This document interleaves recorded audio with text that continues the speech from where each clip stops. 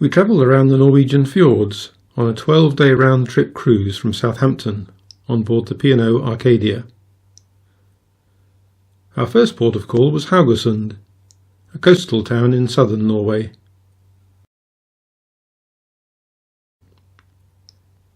It has an impressive town hall and, rather bizarrely, a statue of Marilyn Monroe, whose father was born nearby. A couple of miles outside the town is Haraldshaugen, a national monument to the unification of Norway in the year 872. The next morning we arrived in Ålesund, a village about 60 miles inland at the end of the Nordfjord. We took a bus to the nearby and very recently opened Loen Skylift, a very steep cable car that takes you from sea level to just over 1,000 metres. Much of the time we were in the clouds, but the views when the clouds broke were magnificent, and it was a lovely area to walk around.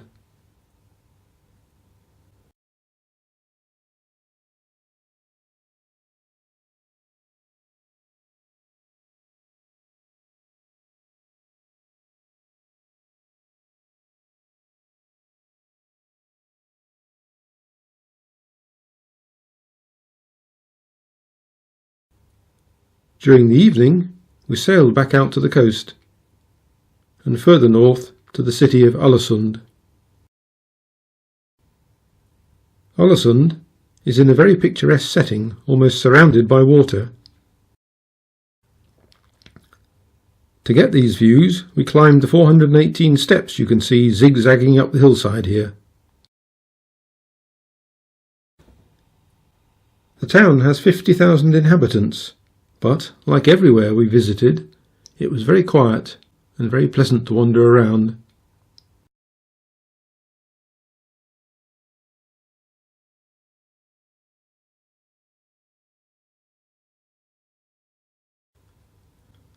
Our route continued a little further north and along the Fjord to Åndalsnes, where we took an excursion on the Rauma Railway. The scenery was great, particularly this rock face known as the Troll Wall. But photography from the train was very hard, as there were no opening windows.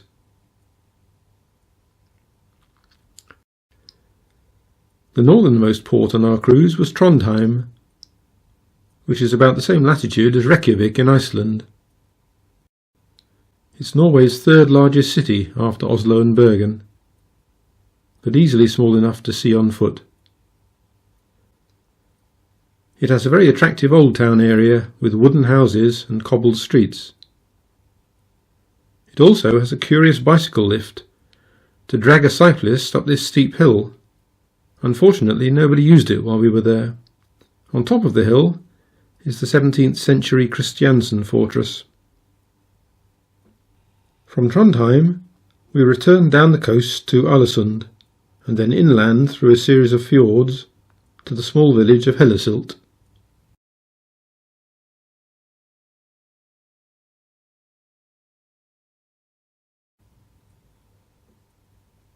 Hellesylt lies at the western end of probably the most well-known Norwegian fjord, Geirangerfjord. It's narrow and lined with waterfalls.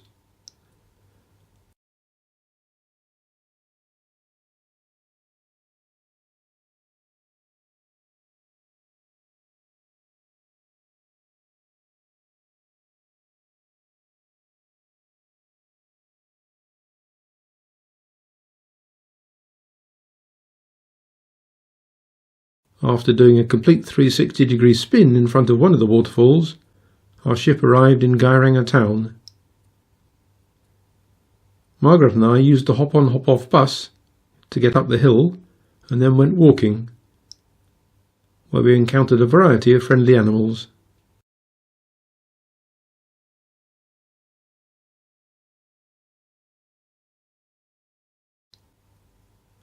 One of the paths ended at a viewpoint almost directly above our ship. From Geiranger we moved to Flåm, which is well known for its scenic railway.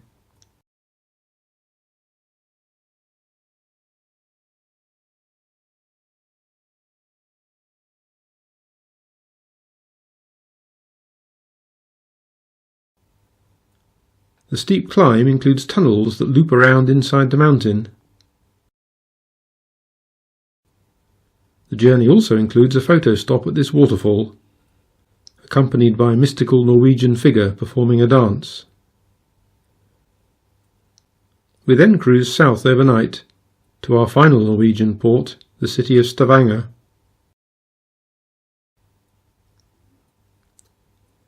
We docked alongside the historic part of Stavanger, rather like Trondheim with its cobbled streets and white wooden houses.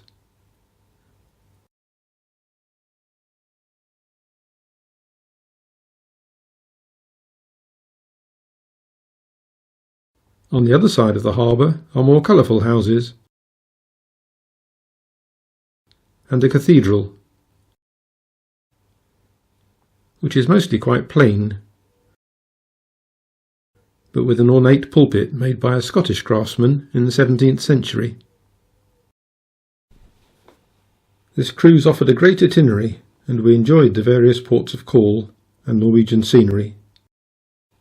We were less keen on the P&O cruise experience, particularly the rather jingoistic sail away from Stavanger, with lots of flag waving and singing of Rule Britannia.